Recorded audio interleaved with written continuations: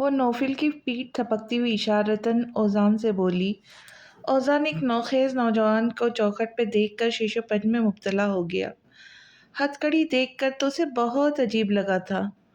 مجھے ڈاکٹر زمارہ سے ملنا ہے۔ اگر ڈاکٹر زمارہ تم سے نہ ملنا چاہے تو؟ بندے کا نام اوزان اور وہ کسی دوسرے شخص کو اپنی بیوی سے ملنے دے، جل جل کر راکھ نہ ہو جائے۔ دیکھے پلیز، اٹس ارجنٹ، مجھے ان کی مدد کی ضرورت ہے۔ دیکھو تم۔ اس کی بات ابھی منہ میں ہی تھی کہ پیچھے سے زمارہ کی آواز آئی، ڈاکٹر فرات آپ آئے پلیز، کوئی دیکھ لے گا آپ کو۔ وہ ان دونوں کو اندر آنے کا اشارہ کرتی دروازہ بند کرنے لگی۔ اوزان منہ پھلائے اس کی حرکت پر سامنے ہی صوفے پہ براجمان ہو گیا۔ بظاہر وہ انجان نظر آتا تھا مگر اس کی آنکھیں فرات مرزا کے اندر تک گھس کر جائزہ لے رہی تھی۔ مجھے آپ کی چھوٹی سی ہیلپ کی ضرورت ہے ڈاکٹر زمارہ۔ چھوٹی سی؟ وہ بھی کرسی کھینچ کر براجمان ہوئی، سنجیدگی سے اسے دیکھا۔ مطلب بہت بڑی مدد ہوگی، بلکہ احسان ہوگا۔ اس سے پہلے آپ کو مجھے سب کچھ سچ سچ بتانا ہوگا۔ زمارہ ایف ایم ایس ہاسپٹل والا اسکینڈل سے ڈھکا چھپا نہیں تھا۔ اس کی چھٹی حس نے اسے بہت بار سائن دیا تھا۔ اس نے مشکوک سرگرمیوں پر سوال اٹھانا بھی شروع کر دیا تھا مگر پھر اچانک اس کا نام بورڈ کی ٹیم سے خارج کر دیا گیا۔ وہ کچھ بھی نہ سمجھ پائی۔ یہ بہت سال پرانی بات تھی۔ اب تو فرات مرزا کی ڈگری بھی کمپلیٹ نہیں ہوئی ہوگی کیونکہ وہ بہت ینگ تھا۔ تو اس پر اس بھیانک کیس میں ملوث ہونے کا انکشاف ناقابل قبول بات تھی۔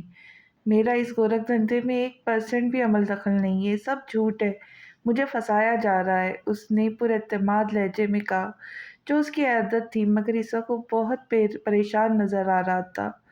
اور ڈرگز والی بات کتنی سچ ہے؟ ہاں، میں ڈرگز لیتا تھا، میرے کچھ فیملی ایشوز کی وجہ سے۔ میں بہت ڈپریس رہا ہوں، بس وہیں سے یہ سلسلہ چل نکلا ہے، مگر میں نے جب سے بابا سے وعدہ کیا ہے میں اس پر عمل کر رہا ہوں۔ اس کا لہجہ مستحکم تھا۔ اور مجھ سے کیا چاہتے ہو؟ آپ کی ایک گواہی، جھوٹی یا سچی؟ ایک جھوٹی اور ایک سچی۔ پلیز ڈاکٹر زمارہ، آپ کے ہاتھ میں پاور ہے، آپ کی گواہی ان سب کی گواہی پر سوال اٹھا سکتی ہے، میں اور میرا کیریئر بچ سکتے، پلیز۔ وہ گزارش کر رہا تھا، یہ اور ان کا کیریئر بے شک برباد ہو جائے۔ اوزان جو خاموش تماشائی بنا بیٹھا تھا، تنزیہ کاٹ دار لہجے میں بولا، خدا نہ خواستہ انہیں یا ان کے کیریئر کو کچھ نہیں ہوگا، میں ہوں، میرے بابا ہے، ہم آپ کو پروٹیکٹ کریں گے۔ نہیں بھائی، میں تمہاری پروٹیکشن نہیں چاہیے، یہ تو اخلی میں سر دینے والی بات ہے۔ کیا معلوم اس وقت تم آزاد ہو جاؤ، سب لوگ سب کچھ بھول بھال جائے اور ہم اپنے گلے میں بلا ڈال لیں۔ یہ 2-4 لوگوں کو جیل پہنچا کر کچھ نہیں ہوگا، ان کے پیچھے ان کا پورا نیٹ ورک ہوتا ہے، جب تک وہ اپنے انجام تک نہ پہنچ جائے۔ یہ ٹٹ پنجے تمہیں ہر جگہ نظر آئے، کتنوں کو جیل میں ڈالو گے؟ اس نے بری طرح فرات کو جھڑک دیا تھا۔ وہ اپنے بہت عزیز دوست کو کھو چکا تھا۔ تہران کی سٹوری بھی اسی سے ملتی جلتی تھی۔ محسن مرزا اور احتشام مجاہد کی سیاسی جنگ میں وہ بے موت مارا گیا تھا اور زمارہ بھی ان خطوط پر آگے سوچ نہیں سکی تھی۔ اسے سکون بھری زندگی کا سکون تیاگ دینا آسان تھا کیا؟ مگر کیا وہ فرات کو اکیلا چھوڑ دے؟ کہاں وہ اکیلا لڑکا، کہاں بڑے بڑے پاورفل لوگ جو اسے نگلنے کے در پہ تھے؟ اس نے جھکے سر والے پریشان حال لڑکے کو دیکھا اور فیصلہ کن لہجے میں بولی، آئی ایم سوری ڈاکٹر فرات، میں آپ کی کوئی مدد نہیں کر سکتی۔ فرات کی آنکھوں کے دیپ ایک دم بجھ گئے، ہر طرف اندھیرا ہی اندھیرا چھا گیا، خوفناک اندھیرا، بھیانک اندھیرا، ایسا اندھیرا جو کسی بھیانک اژدہے کی مانند اس کی جانب منہ پھاڑے اسے نگلنا ہی چاہتا تھا۔ آج وہ کافی دنوں بعد آفس جا رہا تھا۔ پرفیوم کی بوتل رکھ کر اس نے کوٹ اٹھا کر پہنا، نظریں بے ساختہ ایلف پر جا رکی۔ کل جس طرح اس کی باہوں میں بے خود ہو گیا تھا، وہ خود بھی اپنی اس کیفیت کو نام نہیں دے سکا تھا۔ بے اختیار چلتا ہوا بیڈ کے قریب آ رک گیا جہاں وہ کشن سینے میں بھیجے مکمل طور پر غافل سو رہی تھی۔ اس نے ہاتھ بڑھا کر اس کے چہرے سے بال ہٹائے، وہ کسمسائی تو شجاع جیسے گہرے مراقبے سے جاگا، خود کو لعنت ملامت کرتے ہوئے دور ہوا اور کمرے سے نکلتا چلا گیا۔ آفس میں ایک بری خبر اس کی منتظر تھی۔ جمشید اس کی قید سے بھاگ گیا تھا۔ کئی دن کاموں سے اس کی غیر موجودگی میں ایسا تو ہونا ہی تھا۔ جمشید زخمی سے شیر کی مانند تھا جو کسی کو بھی زخمی کرنے سے باز نہیں آ رہا تھا۔ اسے اب اپنی فیملی کی فکر ہو رہی تھی جنہیں اس نے پہلی فرصت میں ہی کازان بھجوا دیا تھا اور اپنی ساری سورسز اسے ڈھونڈنے میں لگا دی تھی، لیکن اس نے اسے ڈھونڈنا بہت ہی مشکل ترین امر تھا۔ چونکہ وہ کئی سال اس کی قید میں رہا تھا، اب ہاتھ آنا مشکل تھا۔ وہ پہلے سے زیادہ متحد ہو گیا تھا۔ اس نے باریچوں سے تہران کے قتل کا معاملہ بھی انویسٹیگیٹ کرنے کو کہا تھا، جس پر وہ سب تیزی سے کام کر رہے تھے۔ کوئی دل نشیں معیز درانی آپ سے بات کرنا چاہتی ہے، سر اندر بھیج دو؟ ایڈی سن کر بالکل بھی حیران نہیں ہوا تھا۔ اس نے لمبی سانس کھینچی اور سر ہلا کر فائل بند کر دی۔ مجھے کرائم سین پر موجود ایک ایک چیز کی ڈیٹیل چاہیے۔ دلنشی اس کے سامنے براجمان ہوتے ہوئے کہنے لگی۔ وہ اجنبی تو نہیں تھے، پھر بھی ایک دوسرے سے ربط شناسائی نہ نبھا سکے۔ آپ کی دوست کی موت کا سن کر بہت افسوس ہوا، ایڈی بغور اس کا جائزہ لیتا ہوا بولا، جو خود کو بظاہر سنجیدہ اور لاپرواہ بظاہر کر رہی تھی، مگر ایڈی کی بات پر اس کی خبرو آنکھوں میں آنسو جمع شروع ہو گئے تھے۔ وہ جواباً سر ہلا کر رہ گئی۔ کرائم سین پر ہمیں ایک اور شخص کی موجودگی کے شواہد ملے ہیں۔ تہران پاشا شاید وہاں کسی لڑکی کے ساتھ تھا۔ آس پاس کا ایٹماسفیئر اور ڈیکوریشن وغیرہ سے یہی لگتا ہے یہ کسی قسم کی پرائیویٹ ڈنر تھا، مگر اس کی موت کے بعد ہمیں وہاں کوئی نہیں ملا۔ ایڈی نے فائل اس کے سامنے رکھتے ہوئے آگاہ کیا۔ آپ نے آس پاس کے لوگوں سے پوچھ تاچھ کی؟ آس پاس سوائے ساحل کی ریت اور دور دور تک کوئی نہیں تھا مس دلنشیں، ایڈی نے زور دے کر کہا۔ اسے سمجھنے میں ذرا بھی دیر نہ لگی کہ وہ زلف کے ساتھ تھا، مگر کیوں؟ اس نے تو وعدہ کیا تھا کہ اس کے ساتھ ہاسپٹل چلے گا، وہاں اسے ایڈمٹ کر کے پراپر ٹریٹمنٹ شروع کیا جائے گا۔ اس وعدہ فراموشی پر اس کی باس پرس بھی نہیں کر سکتی تھی۔ افسوس۔ اس نے جلتی ہوئی آنکھیں میچ لی۔ آپ کے دوست کی کسی سے کوئی دشمنی تھی؟ نہیں، اس کا کوئی دشمن نہیں تھا، لیکن شاید میں جانتی ہوں کہ قتل کس کی سازش ہے۔ وہ حتمی انداز میں گال رگڑتی ہوئی اٹھ کھڑی ہوئی۔ ایک منٹ مس دلنشیں، وہ اس کی تقلید میں اٹھا۔ آپ جانتی ہیں کس نے آپ کے دوست کو قتل کیا ہے؟ اسے احتشام مجاہد نے قتل کیا ہے، کیونکہ احتشام مجاہد کی بیوی میرے دوست پر عاشق تھی، اور یہ بات کسی کو ہضم نہیں ہوئی، اور کسی نے ان دونوں کے ویڈیو بنا کر الیکشن سے پہلے سوشل میڈیا پر وائرل کر دی، جس کی وجہ سے احتشام مجاہد الیکشن ہار گیا، اور اسے لگتا ہے کہ یہ حرکت تہران پاشا نے کی تھی، اس لیے اس نے تہران کو قتل کیا۔ میں اسے چھوڑوں گی نہیں۔ وہ سرحد سے اس کی راہ میں حائل ہوتا ہوا بولا۔ ایک منٹ، میں آپ کو یہی صلاح دوں گا کہ احتشام مجاہد جیسے سیاسی رہنما بہت خطرناک ہوتے ہیں، ان کی شخصیت کے بہت بھیانک پہلو ہوتے ہیں، آپ ان سے نہ الجھیں۔ اس کا دل چاہا اس کا ہاتھ پکڑ کر روک لے، مگر انا کا یہی تقاضا تھا کہ زبان سے اسے سمجھائے۔ تو آپ کا کیا مطلب ہے کہ میں ہاتھ پر ہاتھ دھرے بیٹھی رہوں؟ وہ بھڑک گئی۔ میں نے ایسا کب کہا آپ سے؟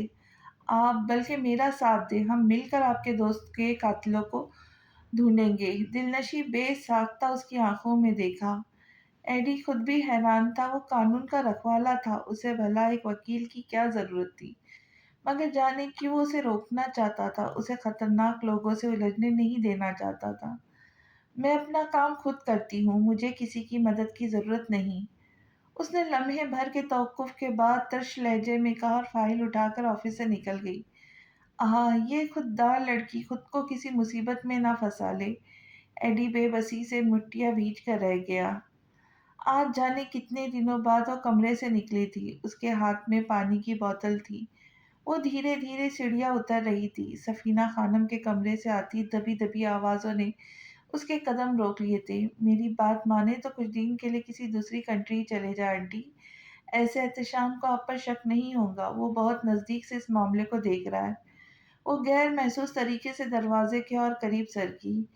یا پھر مظفر کو کہیں بھیج دے، جب تہران پاشا کے قتل کا معاملہ ٹھنڈا پڑ جائے گا تب واپس آ جائے گا۔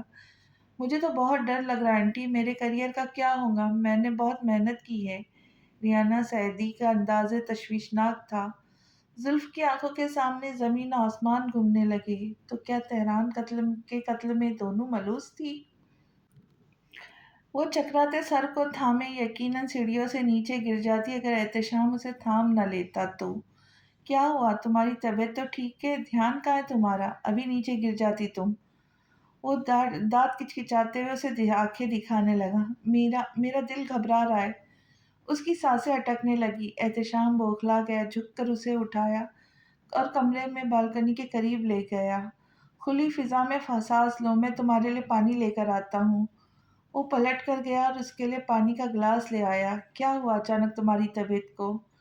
اس کے لبوں سے گلاس لگاتے ہوئے دریافت کیا۔ کچھ نہیں ہوا، اچانک بس سر چکرانے لگا تھا۔ اس نے گلاس واپس رکھتے ہوئے اور بات صفائی سے چھپا گئی۔ ڈاکٹر کے پاس چلے؟ اس کا تفکر دیدہ زیب تھا۔ وہ اتنا برا کر چکی تھی اس کے ساتھ، اسے دھوکہ دے چکی تھی، اس کے اطمینان کو ٹھیس پہنچا چکی تھی، اسے مکمل توڑ چکی تھی، مگر پھر بھی وہ مجبور تھا۔ وہ محبت کرنا ترک نہیں کر پا رہا تھا، اور آج کل تو اس کے دل میں زلف کے لیے پہلے کسی جنونی محبت سر اٹھانے لگی تھی، اس لیے بھی کہ شاید وہ اس کے بچے کو جنم دینے والی تھی۔ اس کے لیے دل میں محبت اور احترام بڑھ گیا تھا، مگر زلف کا رویہ ہنوز تھا اس کے لیے سرد و سپاٹ۔ آئی ایم سوری، اس کے لبوں سے پھسلا۔ کس لیے؟ اس نے چونک کر احتشام کو دیکھا۔ مجھے تم پر ہاتھ نہیں اٹھانا چاہیے تھا۔ وہ کئی لمحے اسے دیکھتی رہی، پھر پلٹ کر بیک گراؤنڈ سے ٹیک لگا کر بیٹھ گئی۔ مجھے تو عادت ہے مار کھانے کی، پہلے میں اپنے باپ سے مار کھاتی تھی، پھر تہران پاشا نے اپنی انا تلے داب کر مارا مجھے، اس پر تم نے ایک ہاتھ اٹھا لیا تو گناہ نہیں کیا۔ شرمندہ مت ہو تم، مجھے تم سے کوئی گلہ نہیں۔ اس کی آنکھوں سے آنسو ٹپک رہے تھے۔ احتشام مزید شرمندہ ہو گیا۔ کسی نے مجھے کبھی سمجھا ہی نہیں احتشام کہ میں کیا چاہتی ہوں۔ میں تو صرف اور صرف عزت اور محبت چاہتی تھی، جو بابا نے کبھی مجھے دی ہی نہیں۔ پھر تہران پاشا میری زندگی میں آیا، اس نے مجھے عزت دی، مان بخشا۔ باخدا اگر اس کی جگہ تم ہوتے، وہ شخص، تو تم سے بھی مجھے وہ محبت ہو جاتی، مگر وہ شخص بہت انا پرست تھا۔ اس نے میری زندگی برباد کر دی اپنی انا کی خاطر، مجھے چھوڑ دیا۔ وہ جانتا تھا میں اس سے بہت محبت کرتی تھی۔ تم بتاؤ احتشام، تم نے بھی تو مجھے نہیں چھوڑا کیونکہ تم مجھ سے محبت کرتے تھے۔ کیا ہوتا اگر تھوڑا سا کمپرومائز وہ بھی کر لیتا؟ مگر نہیں، اس نے ایسا نہیں کیا۔ اس نے مجھے چھوڑ دیا احتشام، اب تو ہمیشہ ہمیشہ کے لیے چھوڑ دیا۔ وہ روتے اور سسکتے ہوئے اس کی گود میں سر رکھ کر لیٹ گئی۔ احتشام نے اذیت سے لب بھینچ لیے۔ یہ لڑکی اس کے بس سے باہر ہوتی جا رہی تھی۔ کیا میں اتنی بے وقت ہوں احتشام کہ ہر کسی کی ٹھوکروں کی زد میں آ جاتی ہوں؟ احتشام سے اس کا تڑپنا دیکھا نہیں گیا۔ اس نے جھک کر اس کی پیشانی چوم لی۔ بے وقت تو میں ہوں، تم تو بہت قیمتی ہو، کیونکہ تم احتشام مجاہد کی زندگی میں آنے والی پہلی اور آخری عورت تھی۔ وہ خلاؤں میں گھٹتا بہت دور نکل گیا۔ جانتی ہو میرا دل کبھی کبھی شدت سے خواہش کرتا ہے کہ تم میرا ہاتھ پکڑو، مجھے پاس بٹھاؤ، مجھ سے ڈھیروں باتیں کرو، مجھے اپنے ہاتھوں سے کھانا کھلاؤ، میں تمہاری گود میں سر رکھے لیٹا رہوں، تم نرمی سے میرے بالوں میں انگلیاں چلاتی رہو، کبھی ہنسو کبھی مسکراؤ، میری ساری تھکن اڑنچو ہو جاؤ۔ شاید میری عمر ابھی 30-32 ہی ہوگی، لیکن میں بوڑھا ہو گیا ہوں۔ وہ نہ چاہتے ہوئے بھی کہنے لگا۔ اس کے سامنے اپنے جذبوں کو قابو نہیں کر سکا، حالانکہ وہ فیصلہ کر چکا تھا اب کبھی اپنے جذبوں کی تذلیل نہیں ہونے دے گا۔ تمہیں پتہ ہے میرا باپ شرابی تھا، صرف یہ ثابت کرنے کی خاطر میں اس کی اولاد تو ہوں مگر اس جیسا نہیں ہوں۔ میں نے ساری زندگی ان تک محنت کی، ہر قدم پھونک پھونک کر رکھا، ہر فیصلہ نفع و نقصان کو مد نظر رکھتے ہوئے کیا۔ میں نے اپنا دل مار دیا، اپنی جان مار دی، اپنے خواب اپنے خواہش مار دیے میں نے۔ آج اس مقام پر پہنچ کر میں اندر سے بالکل خالی ہوں۔ یوں زندگی گزار رہا ہوں جیسے فرض کی ہو، یوں ہر اذیت کو گلے لگا لیتا ہوں جیسے میرے سوا اس کا بھی کوئی اور نہیں۔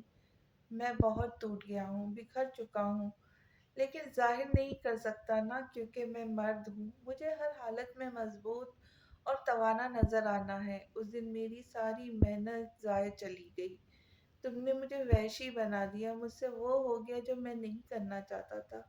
اب مجھے لگتا ہے میں اپنے باپ جیسا ہوں، کیونکہ میں نے ان کی طرح اپنی بیوی پر ہاتھ اٹھایا، ان کی طرح بیوی پہ شک کیا، مگر ستم ظریفی تو دیکھا، وہ میرا شک کتنا صحیح نکلا۔ اس کی آنکھوں میں نمی اتر آئی، اس نے دیکھا وہ رو رہا تھا۔ نفرت و محبت کے بیچ، دھوکے اور فریب کے بیچ، صحیح اور غلط کے بیچ، اپنے احساسات سے جنگ لڑتا ہوا آج اقرار کر بیٹھا کہ جو اس نے کیا وہ بھی ٹھیک نہیں تھا اور اپنے کیے پر پشیماں تھا۔ زلف نے بے ساختہ نگاہیں چرائی۔ اس سارے حادثے میں اگر کسی نے بہت نقصان اٹھایا تھا تو وہ تھا احتشام۔ I'm so sorry، مجھے تمہیں وہ سب کچھ پہلے ہی بتا دینا چاہیے تھا۔ میرا تمہیں نقصان پہنچانے کا کوئی ارادہ نہیں تھا احتشام۔ اس کے چوڑے سینے پہ سر رکھے دونوں ہاتھ اس کی کمر کے گر باندھ لیے۔ احتشام نہ چاہتے ہوئے بھی اسے جھٹک نہ سکا اور جلتی ہوئی آنکھیں میچ کر ضبط کیا۔ پیلس کے کشادہ اور گھٹن زدہ ماحول کی بنسبت وہ یہاں آ کر خاصا بہتر محسوس کر رہی تھی کہ اچانک کسی کے چلانے کے شور سے چونک کر پلٹی۔ امان مرزا غالباً ویٹر پر بری طرح چلا رہا تھا۔ وہ خاموش نہیں رہ سکی۔ آپ کو اس طرح بات نہیں کرنی چاہیے ان سے، یہ بھی آپ کو اس طرح بات نہیں کرنی چاہیے ان سے، یہ بھی انسان ہے۔ وہ ٹیبل کے قریب رکتی ہوئی ہمدردانہ نگاہوں سے ویٹر کے جھکے سر کو دیکھتی ہوئی بولی۔ امن لب بھیج کر رہ گیا، پھر ویٹر کے جانے کا اشارہ دے کر وہیں بیٹھ گیا۔ Any problem? ائزل بھی اس کے سامنے والی کرسی پر براجمان ہو گئی۔ تمہیں اس سے کیا؟ تم لوگ پہلے پرابلم خود کریٹ کرتے ہو، پھر مزے لے کر پرسانہ حال شخص کی بے بسی کا مذاق اڑاتے ہو۔ وہ چبا چبا کر کہنے لگا۔ ائزل متوش ہو کر رہ گئی۔ آپ مجھ سے کہہ رہے ہیں؟ اس کا چہرہ سرخ پڑنے لگا۔ ہاں، تم ہی سے کہہ رہا ہوں، وہ تڑک کر بولا تو ائزل کو بہت برا لگا۔ وہ تیزی سے اٹھی اور دوسرے ٹیبل سے اپنا بیگ اٹھاتی ہوئی کیفے سے نکل گئی۔ امان کو فوراً ہی اپنے درست رویے کا احساس ہوا تھا۔ بھلا اس میں ائزل کا کیا قصور؟ وہ تیزی سے اس کے پیچھے لپکا تھا۔ ائزل، ہے ائزل، رکو! وہ اس کی پکار پر بھی نہ رکی تو امن کو اس کی کلائی تھام کر روکنا پڑا۔ آئی ایم سو سوری، میں دراصل اپنے دوست کی موت پر بہت ڈسٹرب ہوں، بہت زیادہ، اس لیے تمہیں آئی ایم سوری۔ یہ بھڑاس احتشام پر نکالنا چاہتا تھا، مگر وہ شیور بھی تو نہیں تھا کہ احتشام قاتل تھا یا نہیں۔ ائزل کے تنے نکوش ڈھیلے پڑ گئے۔ اس نے اپنا ہاتھ چھڑاتے ہوئے کہا، کوئی بات نہیں، کافی تو پیتی جاؤ۔ میرا موڈ نہیں ہے، وہ کچھ تلخی سے بولی۔ لاسٹ ٹائم تو تم چلی گئی تھی، اس بار نہیں جانے دوں گا، چلو آجاؤ۔ اس کے دھونس بھرے لہجے پہ وہ نہ چاہتے ہوئے بھی ہنس دی۔ آفس میں میٹنگز کی ایک لمبا شیڈول تھا۔ وہ رات گئے تمام تر چھوٹے بڑے کام نپٹا کر نکلا تو سڑکیں ویران تھیں۔ رات کے لگ بھگ 12 بجنے کے قریب تھی۔ اچانک ایک شخص جو کب سے اس کی تاک میں نشانہ لگائے چوکس بیٹھا تھا، گولی چلا دی۔ وہ گاڑی میں بیٹھا رہا تھا، گولی اس کا بازو چھو کر نکل گئی۔ باریچو بوکھلا کر گاڑی سے باہر نکلا، تب تک وہ شخص فرار ہو چکا تھا اور شجاع کو سنبھلنے کا موقع نہیں مل سکا۔ وہ سر پر چوٹ لگنے کی وجہ سے گر کر بے ہوش ہو گیا تھا۔ ہنگامی صورت میں آفس کے ورکرز نے ایمبولینس بلائی اور اسے فوری طور پر ہاسپٹل ایڈمٹ کر لیا گیا۔ شجاع کے سیل فون پر الف کی بار بار کالز آ رہی تھی، اسے چاروں نہ چار الف کو بتانا پڑا۔ وہ اس ہولناک خبر پر اتنی تیز چیخی کہ باریچو کے کان کا پردہ چاک ہوتے ہوتے بچا تھا۔ تہران کی موت کو دن ہی کتنے ہوئے تھے، ایک قیامت سے گزری تھی کہ دوسری تیار تھی۔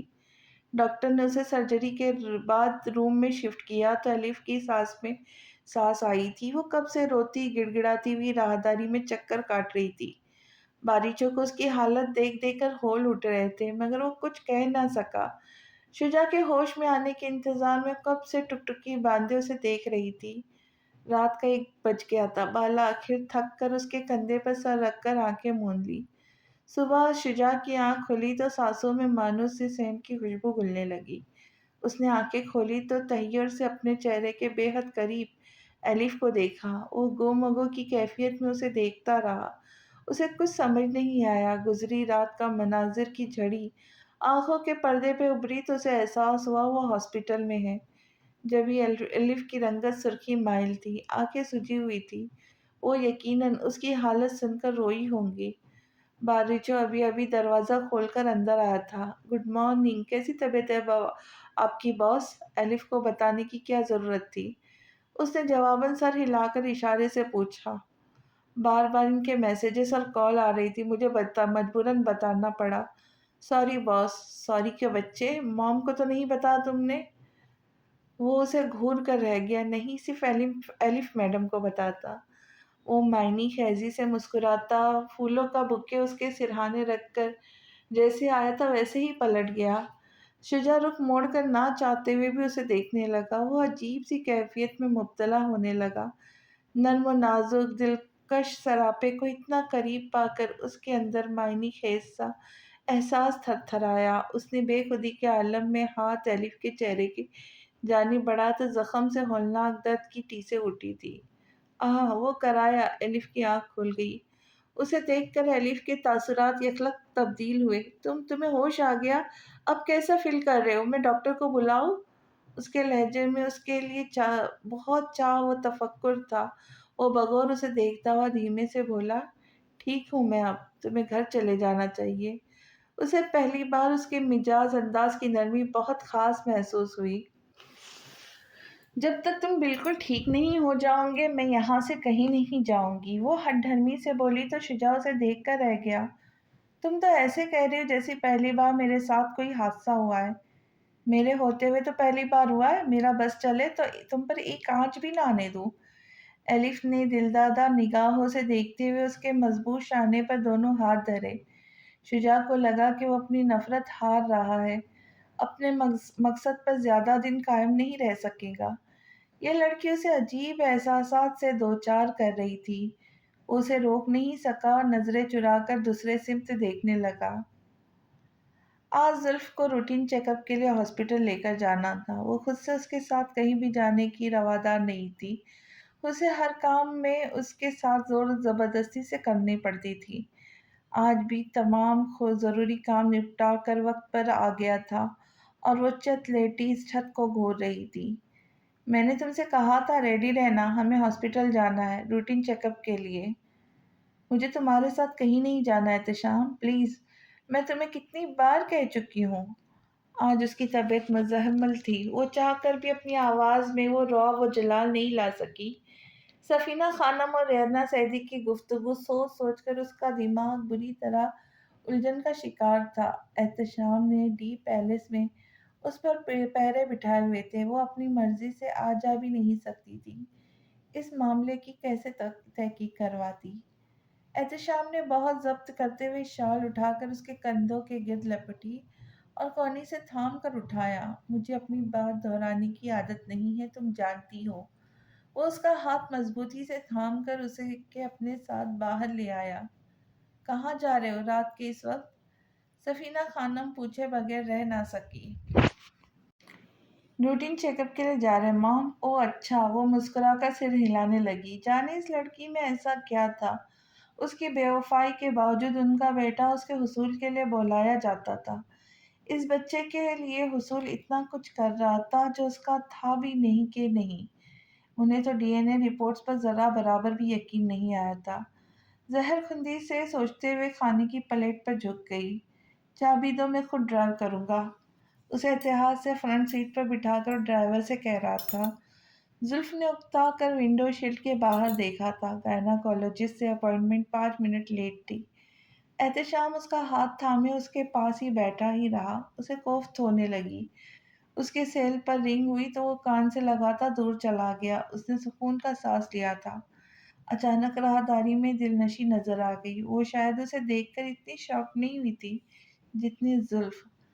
مجھے تم سے کچھ بات کرنی ہے مس نوروز، اجنبی لہجے میں کہتی اس کے بے رحم نگاہیں برچی کی مانند زلف کے وجود کے آر پار ہو رہی تھی۔ زلف کی آنکھیں جانے کیوں دھواں دھواں ہونے لگی۔ وہ مرے مرے قدموں سے چلتی اس کے ساتھ ہاسپٹل کے کینٹین میں دونوں آمنے سامنے بیٹھ گئی۔ تو مار ہی ڈالا آخر تم نے میرے دوست کو۔ احتشام کے ساتھ نئی زندگی مبارک ہو تمہیں۔ دلنشی کا لہجہ انتہائی کاٹدار تھا۔ زلف کی آنکھیں اور دل آنسوں سے بھیگ گئے۔ اس کے محبوب کا ذکر ہو رہا تھا، آنکھیں کیسے نہ بھیگتی۔ کاش میں نئی زندگی شروع کر سکتی دلنشی، کاش۔ اس بھیگی آواز میں کتنی حسرت تھی، جس پر دلنشی جیب سے عجیب سے انداز میں ہنسی۔ مجھے تم سے یہ پوچھنا تھا کہ میرے دوست کا قاتل تمہارا شوہر ہے؟ وہ فارمل انداز میں بولی۔ صرف ایک لمحے اس کے سوال پر شاک تھی مگر خود کنفیوز تھی، لیکن سفینہ خانم کی گفتگو کے سننے کے بعد اسے جانے کیوں یقین سا ہو چکا تھا۔ میں نہیں جانتی، اس نے کہا۔ نہیں جانتی یا بتانا نہیں چاہتی ہو؟ دل نشی نے جتایا۔ بخدا اگر احتشام تہران کا قاتل ہوا تو میں اسے ہمیشہ ہمیشہ کے لیے چھوڑ دوں گی۔ تم اس کے بچے کی ماں بننے والی ہو۔ دل نشی نے بے رحمی سے جتایا۔ مجھے ایسا کرنے سے کوئی نہیں روک سکتا۔ اگر میں نے تہران سے ملنے کا فیصلہ کیا تھا تب بھی مجھے نفع نقصان کی پرواہ نہیں تھی۔ اب اگر میں ٹھان لوں تو مجھے کوئی نہیں روک سکتا۔ اس کا لہجہ چٹان کی مانند مضبوط تھا۔ دیکھتے ہیں تم اپنے ارادوں کی کتنی پکی ہو، وہ جتا کر کہتی اٹھ کر چلی گئی۔ زلف اس کے جملے کا مقصد نہیں سمجھ سکی۔ گائناکولوجسٹ سے چیک اپ کے دوران بھی وہ گمسم سی رہی۔ گائناکولوجسٹ اس کی ڈیلی روٹین اور ڈائٹ پلان احتشام سے ڈسکس کر رہی تھی۔ اس نے اٹھنا چاہا تو احتشام نے اس کا ہاتھ پکڑ کر دوبارہ بٹھا لیا۔ گائناکولوجسٹ سے چند ضروری ہدایتیں لے کر وہ خود اسے لے کر باہر آیا۔ اس کے دماغ میں ابھی بھی دلنشی کی باتیں گردش کر رہی تھی۔ اگر واقعی احتشام تہران کا قاتل ہوا تو اسے بے ساختہ اپنے بچے کا خیال آیا جو آج سے پہلے نہیں آیا تھا۔ کیا وہ احتشام کو چھوڑ دیں گی یا تہران کی موت پر سمجھوتہ کر لیں گی؟ ہرگز نہیں۔ دل ماننے کو تیار نہیں تھا۔ جب وہ کمال حسن کو چھوڑ سکتی تھی تو احتشام کون تھا؟ اچانک اسٹریس اور ڈپریشن کی وجہ سے اس کا بلڈ پریشر لو ہونے لگا۔ گاڑی روکو۔ کیا ہوا؟ تم ٹھیک تو ہو؟ احتشام نے ڈرائیو کرتے ہوئے پریشانی کے عالم میں اسے دیکھا۔ گاڑی روکو، میرا دم گھٹ رہا ہے، وہ روحان سی ہو کر بولی۔ احتشام نے فوراً گاڑی سائڈ پر روکی۔ وہ پل کی ریلنگ مضبوطی سے تھامے گہری گہری سانس لینے لگی۔ تمہیں کتنی بار منع کیا اسٹریس مت لیا کرو، تمہارا مسئلہ کیا ہے آخر؟ اب کیا سوچ رہی تھی تم؟ اسے بھرپور ڈانٹ ڈپٹ کرتے ہوئے پانی کی بوتل اس کے لبوں سے لگانے لگا۔ بلا شبہ آج کل وہ اس کا بہت خیال رکھتا تھا۔ اس کے کھانے سے لے کر پہننے اوڑھنے تک ہر چیز کا خاص خیال رکھتا تھا۔ تم بذات خود میرے لیے ایک مسئلہ ہو، تم سے بڑا مسئلہ اور کیا ہوگا؟ پلیز مجھے اکیلا چھوڑ دو کچھ دیر کے لیے، وہ تیکھے لہجے میں بولی تو اندر ہی اندر محفوظ ہوتا ہوا بولا ایسا ممکن ہے میں تمہیں اکیلا چھوڑ دوں؟ اور یہاں تو بالکل بھی نہیں۔ اس نے سنسان پل پر دور تک نگاہیں دوڑائی اور پلٹ کر اسے بغور دیکھا جو بلیک ٹاپ میں ملبوس، کندھوں کی گچھاس لپٹے، سیدھا دمکتی رنگت اور کھلے بالوں سمیت سیدھا اس کے دل میں اتر رہی تھی۔ اس پر جہاں لٹانے کو جی چاہتا تھا، دوا شاید وہ اسے وارث دینے والی تھی اس لیے، یا پھر یہ بھی اس کی محبت کا ایک رنگ تھا۔ اس نے دھیمے سے اس کے گرد بازو حمائل کر کے اس کے سر پر پیشانی ٹکائی، آنکھیں موندے اس کی موجودگی محسوس کرنے لگا۔ وہ چاہ کر بھی اس کی گرفت آزاد نہ کر سکی۔ اس شخص کی محبت سے بھاگ بھاگ کر تھک گئی تھی۔ اب کوئی فرار راہ باقی نہیں تھی جو وہ خود اختیار کر لیتی۔ مگر کیا وہ احتشام سے کبھی محبت کر سکیں گی جس کا وہ حقدار ہے، یا پھر وہ یوں ہی ٹکڑوں میں زندگی بیت جائے گی؟ یہ بات سچ تھی کہ احتشام نے کبھی اس کی محبت کا تقاضا نہیں کیا تھا۔ یہ اس کا بڑپن تھا یا کیا؟ تہران پاشا کے متعلق جاننے کے بعد بھی اس نے کوئی انتہائی مظاہرہ نہیں کیا تھا۔ وہ کب تک اس شخص کا ضبط اور محبت آزماتی رہیں گی؟ اب تو وہ خود بھی تھک گئی تھی۔ کیا سوچ رہی ہوں؟ تم سے ایک بات پوچھو احتشام؟ اس نے ہمت مجتمع کر کے پوچھا۔ پوچھو۔ اس کے ہوا سے لہراتے بال اس کے چہرے سے ٹکرا رہے تھے۔ کیا تم بھی تہران کے قتل میں انوالو ہو؟ اس نے ایک دم آنکھیں کھول دی، گرفت ڈھیلی پڑ گئی، اس کی رگیں تن گئی۔ زلف نے پلٹ کر اسے دیکھا۔ میں نے تم سے پہلے بھی کہا تھا مجھ سے مزید تہران پاشا کا ذکر مت کیا کرو۔ وہ دبا دبا گرایا۔ میں نے صرف ایک سوال کا جواب مانگا ہے۔ اس کا انداز نارمل تھا۔ تمہارے سوال کا میں پابند نہیں ہوں۔ اسے ایک دم غصہ آ گیا۔ وہ پلٹ کر جانے لگا تو زلف نے ہاتھ تھام کر اسے روکا۔ میں یہ سمجھوں کہ تم نے تہران کو قتل کیا ہے؟ میرا تمہارے تہران اور اس کے قتل سے کوئی واسطہ نہیں ہے۔ وہ چبا چبا کر بولا، درشتی سے ہاتھ چھڑاتا گاڑی میں جا بیٹھا۔ صرف ایک تہران کے ذکر پر اسے کیا یاد نہیں آ گیا تھا؟ تہران سے اظہار محبت، زلف کا اسے گلے سے لگانا اور شدت جذبات بھری گفتگو اس کا پور پور آگ پہ سلگنے لگا۔ وہ چاہ کر بھی اس کی بے وفائی بھلا نہیں سکتا تھا۔ صرف اس بچے کی خاطر ضبط کیے ہوئے تھا۔ اس نے ڈرائیونگ کے دوران سگریٹ سلگائی تھی۔ زلف نے چاہ کر بھی ٹوک نہ سکی۔ یہ سلسلہ بیڈ روم پہنچنے تک جاری رہا۔ وہ بری طرح کھانسنے لگی تو احتشام کو احساس ہوا۔ اس نے سگریٹ بجھا دی۔ اس نے خاموشی سے ٹیبلٹ اس کی ہتھیلی پہ رکھی جو آج اس نے بلا چو چرا کے کھائی تھی۔ پھر زلف تو سو گئی مگر وہ ساری رات نہ سو سکی۔ اس کی کئی ہجر و فراق کی راتیں آنکھوں میں گزار چکا تھا۔ اب تک یہی سلسلہ جاری تھا۔ اس دشمن جاں کو تو شاید اس کے احساسات اور حالات زندگی کی پرواہ بھی نہیں تھی، مگر وہ قطرہ قطرہ کر کے اندر ہی اندر ختم ہو رہا تھا۔ وہ ہاسپٹل سے گھر شفٹ ہو گیا تھا۔ دلنشی ہاسپٹل میں اس کی عیادت کرنے آئی تھی مگر وہ سو رہا تھا۔ اس نے شجاع سے اپنی آمد کا ذکر کرنے سے منع کر دیا تھا۔ جس خاموشی سے آئی تھی اسی خاموشی سے واپس چلی گئی۔ ایلف آج کل اس کا بے حد خیال رکھ رہی تھی، حتیٰ کہ اس کے ناشتے اور کھانے پینے تک کی ذمہ داری خود نبھاتی تھی۔ وہ اس قدر لاڈ و پیار کی پرواہ کی عادی نہیں تھا، اس لیے اسے بعض اوقات چڑ ہونے لگی تھی، مگر مجال تھی جو ایلف نے اس کی بات پر کان دھرے ہو، اس کے رویے سے پریشان ہو، آج کل خود ہی اپنے جذباتوں میں الجھ گیا تھا۔ ایلف کی اس قدر اپنائیت و بشاشت پر اسے یقین نہیں آ رہا تھا۔ وہ محبت تو اس سے پہلے بھی کرتی تھی، اس کی آنکھوں میں دیکھ چکا تھا۔ وہ محبت اس کے ہر رویے سے جھلکتی تھی، مگر شجاع دیکھنے پرکھنے کے باوجود ماننے سے انکاری تھا۔ آج وہ اس کے منع کرنے کے باوجود گھر کے ماحول سے بور ہو کر آفس آ گیا تھا۔ باس، ایلف میڈم کی کالز آ رہی، کیا کہوں؟ بارشوں نے کوئی تیسری بار یہ بات دہرائی تھی۔ مرکزی کرسی پر جھولتے ہوئے اس نے حرکت روک کر بارشوں کو گھورا اور فون لے کر آف کر دیا۔ وہ بہت پریشان تھی آپ کے لیے۔ بارشوں کی اس کی حرکت پر افسوس ہوا تھا۔ ہونے دو، اس نے بے رحمی سے کہا۔ پریشان ہونے دو اسے، پاگل ہونے دو، اسے بھی پتہ چلے کسی کے لیے کیسا تڑپا جاتا ہے۔ میں اسے اپنی محبت میں اس طرح پاگل کر دینا چاہتا ہوں جیسا میرا دوست اس کے لیے پاگل تھا۔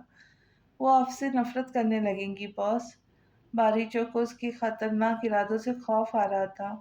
وہ لڑکی جو مجھے زخم دے کر خود ہی اس پر مرہم رکھے، مجھے زخمی حالت میں دیکھ کر تڑپ اٹھے، وہ مجھ سے نفرت کر ہی نہیں سکتی باریچوں۔ اس سے نفرت کرنے کا حق صرف مجھے ہے۔ اس کی آنکھوں میں آنکھیں ڈال کر گھٹتے ہوئے مستحکم لہجے میں جھوٹ پر جھوٹ کہے چلے جا رہا تھا، لیکن ایلف میڈم کو اپنی غلطی کا احساس تو ہو گیا ہے، وہ آپ سے محبت بھی کرتی ہے۔ اب کیا فائدہ باریچو، اب وہ میرا دوست تو واپس نہیں لا سکتی نا؟ اس کے لہجے میں دکھ تھا، اور اس کی محبت سے کب کب انکاری ہوں میں، لیکن جب جب میں امان کے بارے میں سوچتا ہوں تو خون کھولنے لگتا ہے میرا۔ اس کی رگیں تن گئی، آنکھیں شدت سے سرخ ہونے لگی۔ تو آپ انہیں چھوڑ کیوں نہیں دیتے؟ اس سے اچھا بدلہ اور کیا ہوگا کہ وہ آپ سے محبت کرتی ہے اور آپ انہیں چھوڑ دیں۔ بارشوں کی باتیں اتنی انوکھی نہیں تھی جتنی تحیر سے اس نے اسے دیکھا اور دیکھتا ہی رہا۔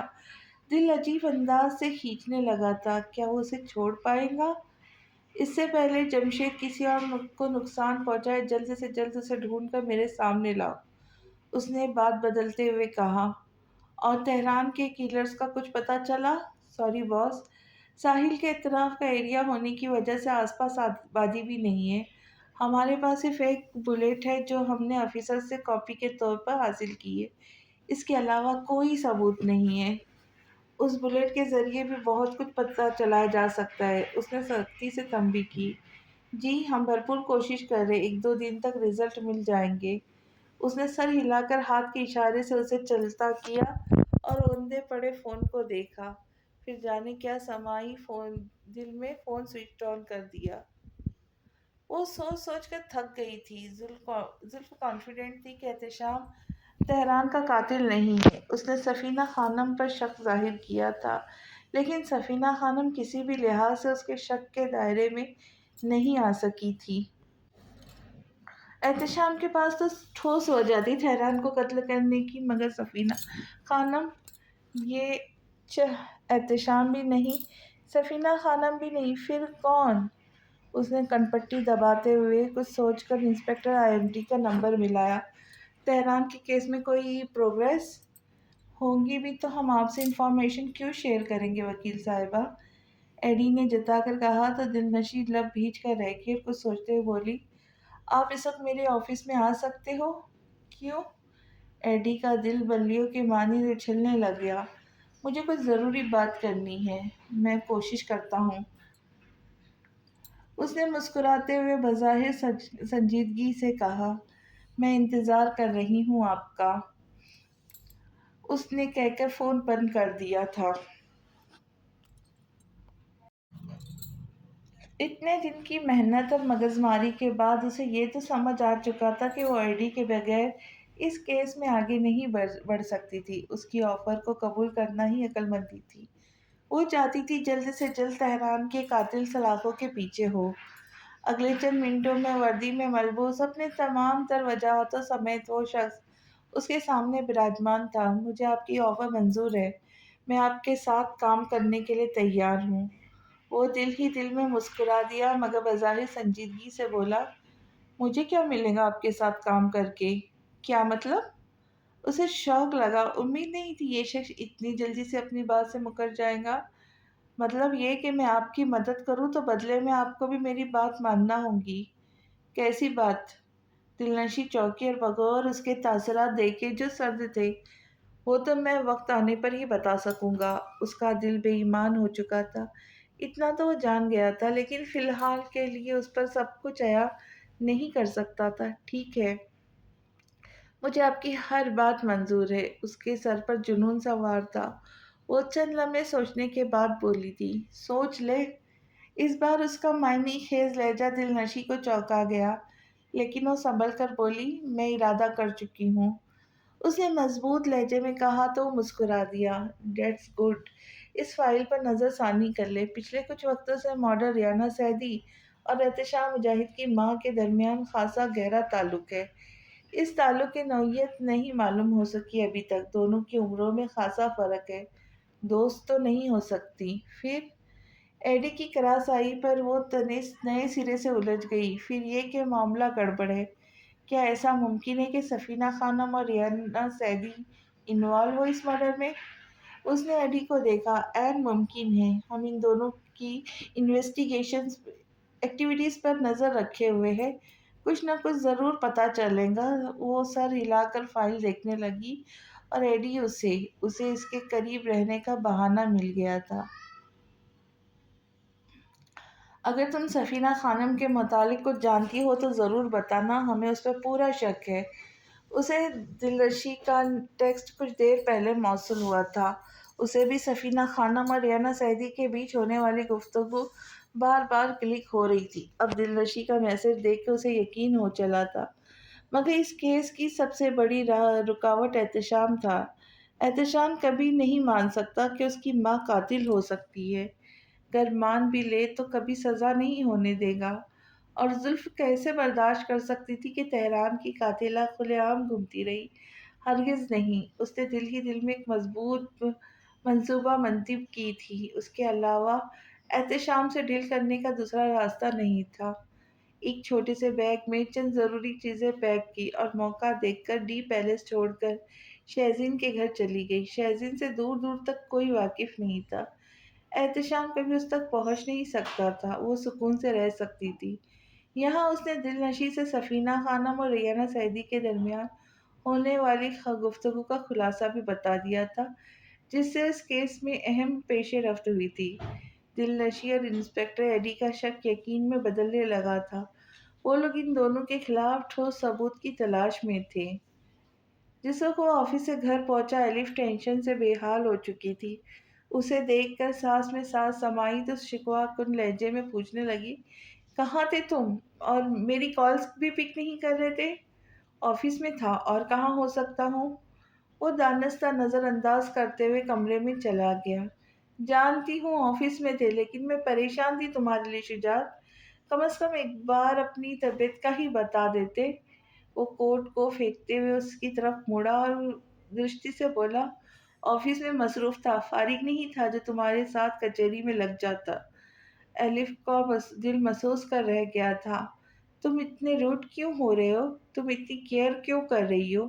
کیا بات ہے؟ کیا مسئلہ ہے تمہارے ساتھ؟ اس کا انداز چپتا ہوا تھا۔ الف مسکرا دی۔ تمہیں ڈر لگ رہا ہے کہیں مجھ سے محبت نہ ہو جائے تمہیں؟ اسے گھور کے رہ گیا، جواب دو۔ وہ خوفزدہ ہو مجھ سے؟ وہ بضد ہوئی اور اس کی آنکھوں میں آنکھیں ڈالتے ہوئے آہستگی سے بولی، محبت ہو گئی ہے تمہیں مجھ سے؟ وہ لپ بھیج کر رہ گیا۔ اسے کلون کی سحر انگیز خوشبو نے سانسوں کو معطر کر دیا تھا۔ وہ جی چراتا وہاں سے ہٹنے لگا، مگر الف نے دونوں ہاتھ اس کے سینے پہ رکھ کر اسے روکا۔ کتنے ڈرپوک ہو تم، اظہار کرنے سے ڈرتے ہو؟ فضول باتیں مت کیا کرو میرے ساتھ۔ وہ بھڑک کر بولا تو اس کے لب پہ دبا دبا سا مسکرائے۔ اس وقت اسے اتنا کیوٹ لگا کہ اس نے شرارت سے اس کے گال چوما۔ شجاع کے تن بدن میں غصے کی تیز لہر دوڑ گئی۔ تم! وہ مٹیاں بھیج کے رہ گیا، بدتمیز!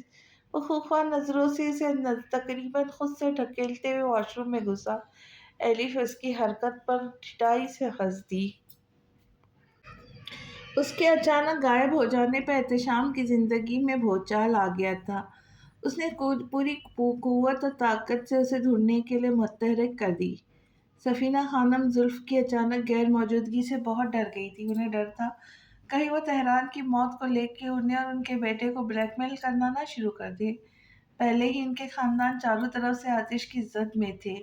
وہ مزید کسی نئے طوفان کو فیس کرنے کی پوزیشن میں نہیں تھی۔ احتشام کی فرسٹریشن، ہائپر ٹینشن دن بدن بڑھتی جا رہی تھی۔ اب وہ صرف اس کی محبت نہیں تھی، اس کا جنون بن گئی تھی۔ اس کی نسل کی آہین تھی، اس کے وارث کو جنم دینے والی تھی۔ جانے وہ خود گئی تھی یا غائب کر دی گئی تھی، دونوں صورتوں میں وہ نقصان میں تھا۔ اگر اسے کچھ بھی ہو جاتا تو؟ وہ آج کل زخمی شیر بنا ہوا تھا۔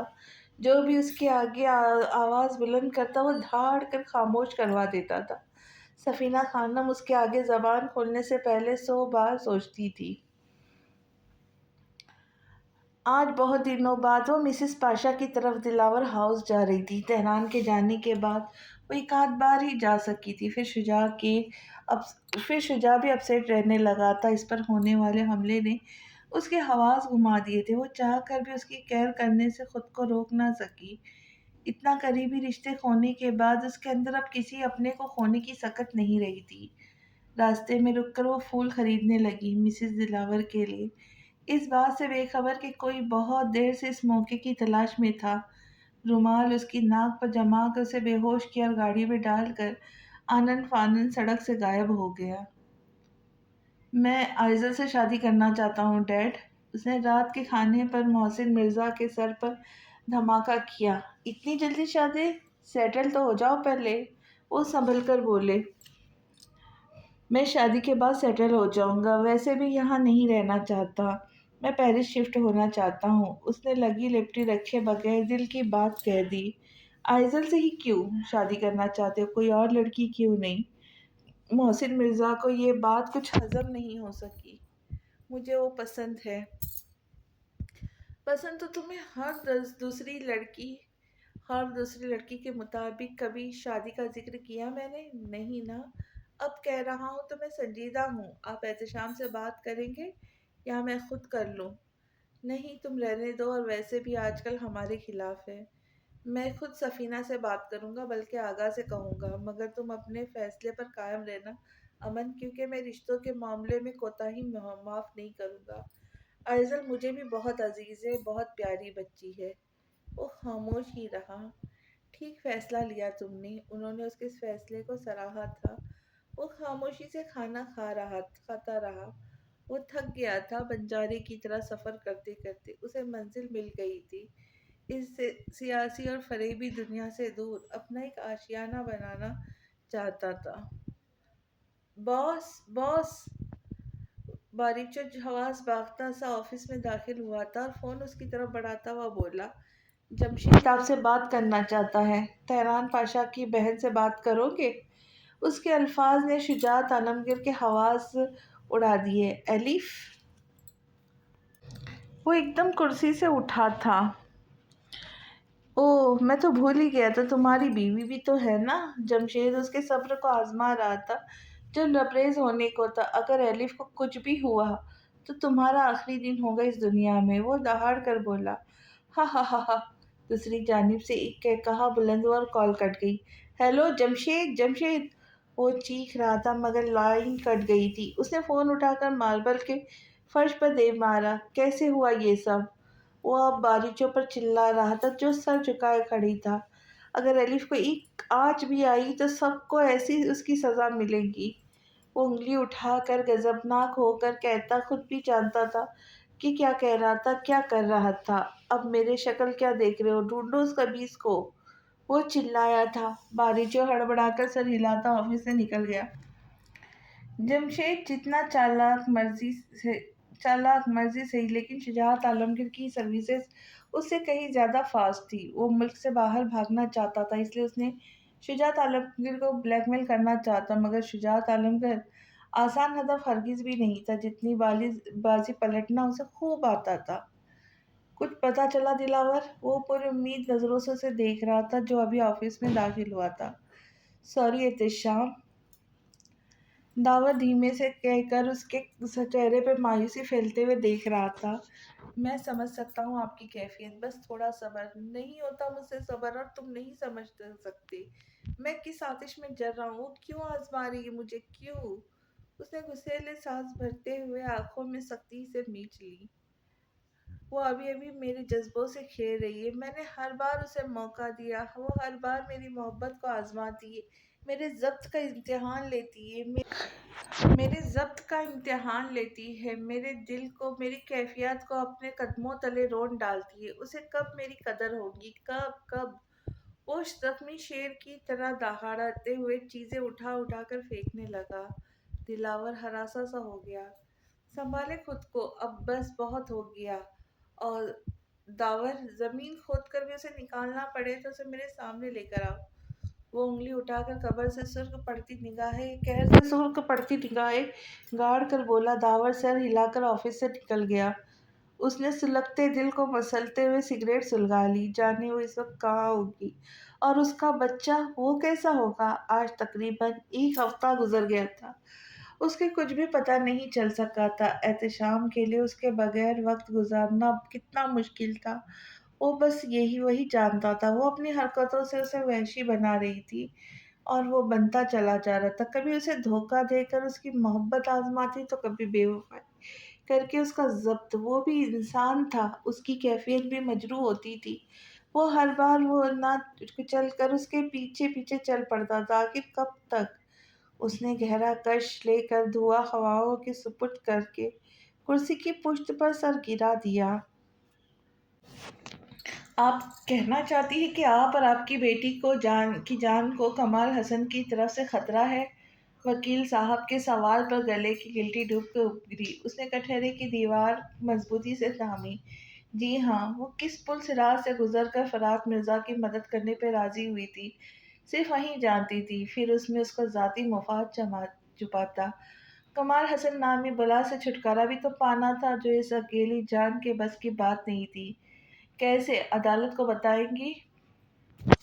میرے شوہر یعنی کمال حسن کے بیٹے نے مرنے سے پہلے ٹیکسٹائل مل اور کمپنی سمیت چند اثاثے میرے اور میری بیٹی جیا کے نام کر دیے تھے، چونکہ جیا ابھی بہت چھوٹی ہے، اس وجہ سے فی الوقت کمال حسن اس دولت کو حاصل نہیں کر سکتے، اس لیے وہ مجھ پر زبردستی دباؤ ڈال رہے، مجھ پر نظر رکھی جا رہی، اگر میں ان کے خلاف کوئی قدم اٹھاتی تو مجھے قتل کر دیا جائے گا۔ اس نے رک کر ہراساں سی نگاہیں سے ایک بار حاضرین عدالت اور پھر اپنے بالکل سامنے کھڑے رات مرزا کو دیکھا۔ آپ کو ایسا کیوں لگا مس تاشفہ؟ یہ آپ کی غلط فہمی بھی تو ہو سکتی ہے، وکیل صاحب نے پوچھا۔ دراصل میں فرات مرزا سے محبت کرتی ہوں اور شادی کرنا چاہتی ہوں۔ کمال حسن کو یہ بات پتہ چلی تو اس نے ہم دونوں پر جان لیوا حملہ کرنے کی کوشش کی تھی۔ فرات کا دل زوروں سے دھڑک رہا تھا، بلا شبہ یہ اظہار محبت جھوٹی ہی صحیح، مگر کتنا حسین جھوٹ تھا جو اس کے لبوں سے ادا ہوا تھا۔ وہ ہر ڈھرمی ڈٹائی سے بھری عدالت میں مرکزی مجرم ہونے کے باوجود مسکرائے جا رہا تھا۔ فہیم مرزا کو ہول اٹھ رہے تھے، دل چاہ رہا تھا اپنے صاحبزادے کو شوٹ کر دے جو ایک تیر سے دو شکار کرنے جا رہا تھا۔ ٹینشن کے مارے ان کی حالت بری ہو رہی تھی۔ پھر جو جو وکیل صاحب نے سوالات کیے، تاشفہ نے وہی جواب دیا جو فرات کے وکیل نے اسے کہا تھا۔ فی الفور عدالت کی نظر میں وہ بے گناہ تھا، اس لیے رہا کیا جا رہا تھا۔ اس کی خوشی کا کوئی ٹھکانہ نہیں تھا۔ اس کا دل چاہ رہا تھا اس فن کاروں کو خراج تحسین پیش کرے جس نے اداکاری کے ذریعے اظہار محبت کر کے اس کا دل لے لیا تھا۔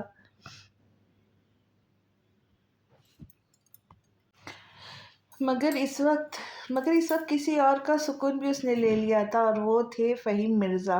اب فرات کو انہیں کسی بھی طرح کنونس کرنا تھا، اس کیس کے متعلق بھی اور تاشفہ سے اپنے رشتے کے متعلق بھی۔ وہ انگاروں پہ لوٹتا رہا تھا جب تک ایلف کی جانب سے کوئی خبر نہیں ملی۔ میرے پیچھے مت آنا باریچو، اس نے انگلی اٹھا کر اسے وارن کیا تھا اور گن اٹھا کر آفس سے نکل گیا۔ اس وقت وہ بہت غصے میں تھا۔ بہرحال باریچو ہوش میں تھا، اس نے پولیس کو خبر کر دی۔ معاہدہ جمشید کو گولی ہی نہ مار دے معاہدہ جمشید کو گولی ہی نہ مار دیتا، اس کا کوئی بعید نہیں تھا۔ شجاعت لوکیشن پر پہنچا تو پولیس پہلے سے ہی وہاں موجود تھی، ایمبولینس بھی موجود تھی۔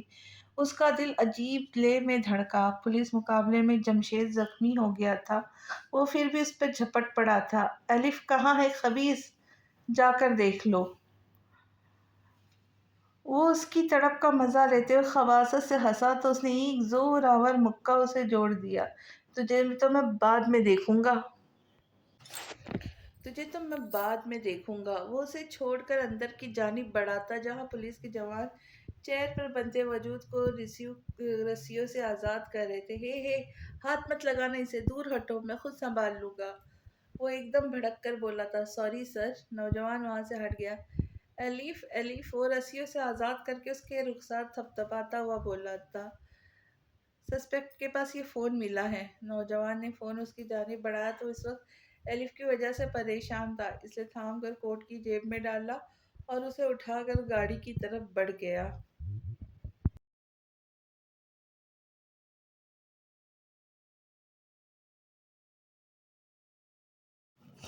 وہ دونوں پچھلے ایک گھنٹے سے ریانہ سیدی اور سفینہ خانم کے موبائل فون کی ریکارڈنگ سن رہے تھے، مگر کوئی بھی قابل اعتراض ثبوت ہاتھ نہیں لگا تھا۔ ایڈی تھک کر کافی بنانے چلا گیا تھا اور دل نشیں نے نیند سے بوجھل ہوتی آنکھیں بند کر کے فائلوں کے انبار پر سر رکھ کر آنکھیں مونڈ لی۔ وہ کافی بنا کر لایا تو دل نشیں سستا رہی تھی۔ ایڈی کو اتنی معصوم لگی اس لمحے وہ آواز کے بغیر کافی رکھ کر دھیرے سے اس کے قریب بیٹھ گیا اور بے ساختہ اس کے گالوں کو چھوا۔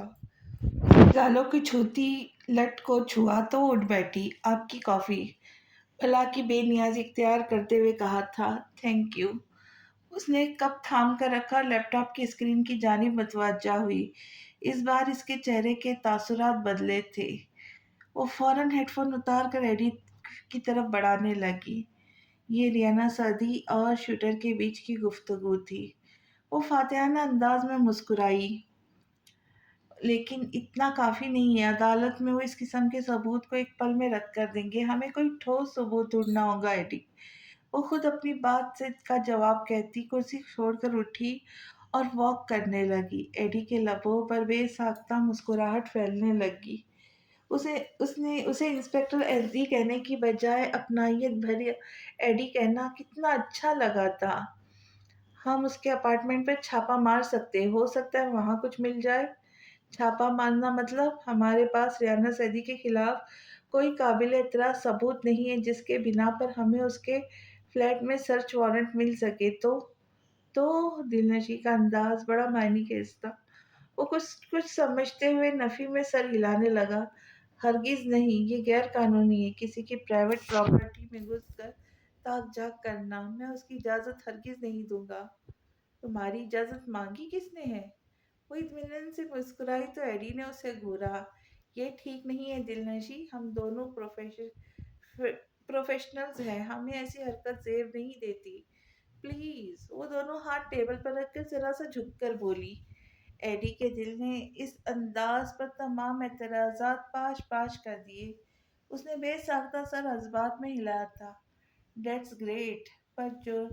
وہ پرجوش ہو کر مسکرائی تو ایڈی نے ہوش کے ناخن لیے۔ لیکن صرف میں جاؤں گا، وہ بھی رات کے وقت۔ میں بھی جاؤں گی، اس نے گویا جتا کر بے لچک انداز سے کہا۔ ایڈی اس کے مطمئن انداز پر اسے دیکھ کر رہ گیا۔ بلا شبہ وہ اپنی ہر بات منوانا جانتی تھی اور عاشق دل انکار کرنے کی بجائے ہر بار سر تسلیم خم کر دیتا تھا۔ وہ سر جھٹک کر لیپ ٹاپ کی سمت متوجہ ہوئی۔ وہ سر تسلیم خم کر دیتا تھا۔ وہ سر جھٹک کر لیپ ٹاپ کی سمت متوجہ ہوا۔ اس نے ایک دم گھبرا کر آنکھ کھول لی تو منظر بالکل مختلف تھا۔ شجاع اس کے قریبی براجمان تھا۔ کھینچے کھینچے اعصاب اعتدال پر آنے لگے۔ ایک اطمینان بھری سانس اس کے لبوں سے خارج ہوئی۔ وہ کمفرٹر ہٹاتی بیڈ سے اتر کر اس کے قریب صوفے پر بیٹھ گئی۔ تمہیدی نگاہوں سے اسے دیکھنے لگی۔ ایسے گھٹنا بند کرو۔ وہ سگریٹ لبوں میں دباتا ہوا کاٹدار لہجے میں بولا تو ایلف کے لبوں پر دل فریب سی مسکراہٹ آئی۔ ریلیکس، اپنے شوہر کو تو گھور رہی ہوں، اس میں اتنا جیلس ہونے کی کیا بات ہے؟ اس نے شرارت سے اس کا کان کھینچا تو شجاع نے آگ بگولا ہو کر اس کا ہاتھ جھٹک دیا۔ یہ ویڈیو تم نے بنائی ہے میری؟ اس نے فون اس کی گود میں پھینکتے ہوئے پوچھا۔ ایلف نے لب بھینچ لیے۔ وہ یہ ویڈیو تھی، اس طرح شجاع کے سامنے آ جائیں گی اس نے گمان بھی نہیں تھا۔ کیا پوچھ رہا ہوں میں؟ کیا کرنے والی تھی تم اس ویڈیو کے ذریعے؟ کچھ خاص نہیں، بس تمہیں بلیک میل کرنے کا ارادہ تھا۔ تم جیسے ظالم اور جابر شخص سے ڈر گئی تھی میں۔ اس کے لہجے میں واضح شرارتی پن تھا۔ پاگل بنانے کے لیے تمہیں میں ہی ملا تھا؟ اس نے سخت تنبیہ نگاہوں سے اسے گھورا۔ تمہیں پاگل بنانا کوئی آسان کام تو نہیں؟ وہ ذرا سا اس کے قریب اس کی اور مٹھی پیشانی پر جما کر پرسوچ نگاہوں سے اسے دیکھنے لگی۔ شجاع کو اس کی نگاہیں اندر تک اترتی محسوس ہوئی۔ وہ تیزی سے ابھرتے ہوئے جنونی احساس کو نظر انداز کرنے کی کوشش کر رہا تھا۔ اور گھر سے باہر کیوں گئی تھی؟ منع کیا تھا تمہیں؟ مجھے پتا تھا تم مجھے بچا لو گے۔ وہ جواب دینے کی بجائے الٹا کہنے لگی۔ آخر کو محبت جو کرتے ہو مجھ سے۔ وہ لب اس کے کان کے قریب لے جا کر جیسے مخمور لہجے میں بولی تو اس کا دل بے قابو ہونے لگا۔ اس نے نگاہوں کا ارتکاز بدل لیا۔ ایلف نے دھیمے سے اس کے گال پر لب رکھے تو بے اختیار ہو گیا۔ اسے سرور سا چڑھنے لگا۔ اس نے بے خود سا ہو کر اس کے ململی کلائی پکڑ کر اپنے قریب کھینچا اور پھر وہ ہو گیا جس کا اس نے تصور بھی نہیں کیا تھا۔ داور نے اسے خبر دی تو فوری طور پر خود روک نہیں سکا اور لمحہ ضائع کیے بغیر اس کی دوست کے یہاں پہنچا تو موصوفہ خواب خرگوش کے مزے لوٹ رہی تھی۔ تقریباً ہفتہ ہونے کو تھا اس کی غیر موجودگی میں احتشام نے ہر رات کانٹوں پر بسر کی تھی۔ اسے پرواہ تک نہیں تھی۔ وہ اسے سوتا چھوڑ کر جذباتوں پر قابو پاتے ہوئے آرام سے صوفے پہ بیٹھ گیا اور سگریٹ سلگا لی تھی۔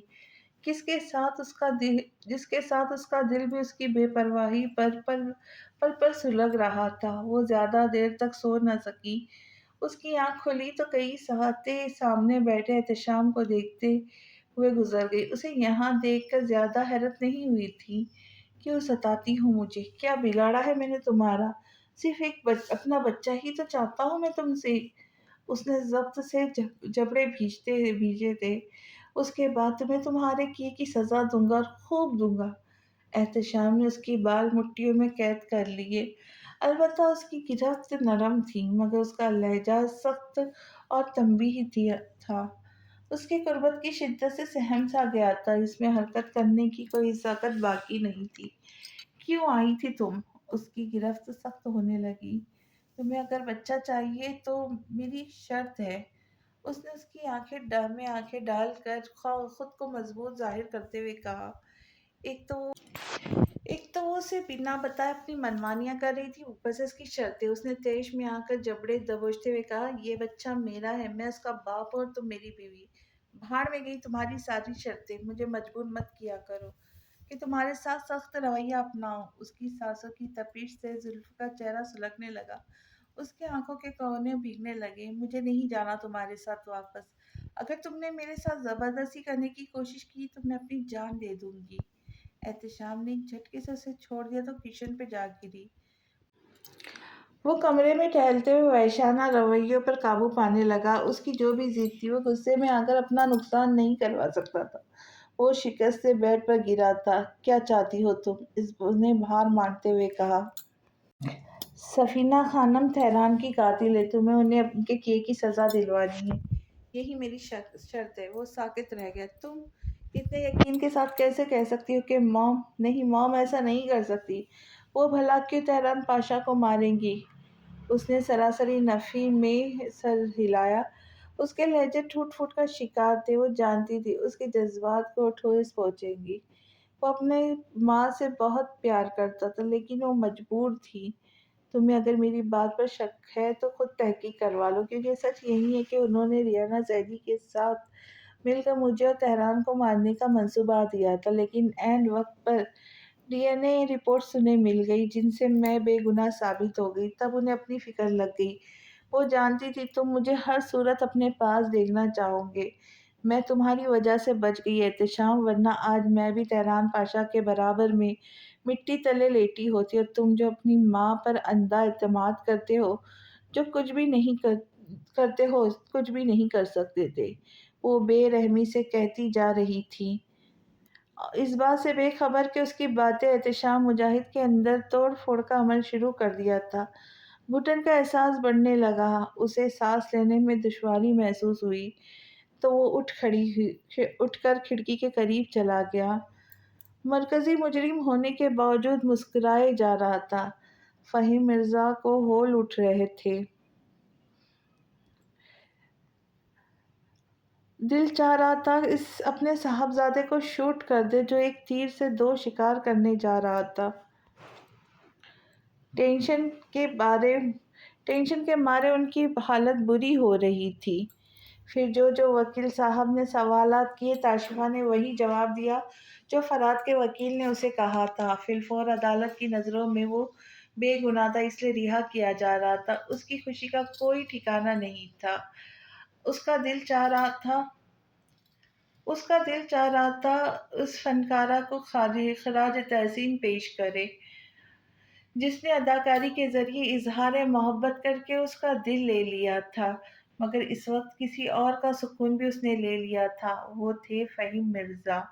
اب فرات کو انہیں کسی بھی طرح کنونس کرنا تھا، اس کیس کے متعلق بھی اور تاشفہ سے اپنے رشتے کے متعلق بھی۔ کیا زلف تہران پاشا کے قاتلوں کو سزا دلانے میں کامیاب ہو پائیں گی؟ کیا فرات اور تاشفہ کی محبت آگے بڑھ پائیں گی؟ دلنشیں اور ایڈی کا کیا ہوگا؟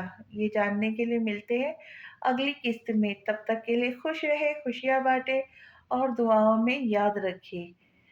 اللہ حافظ۔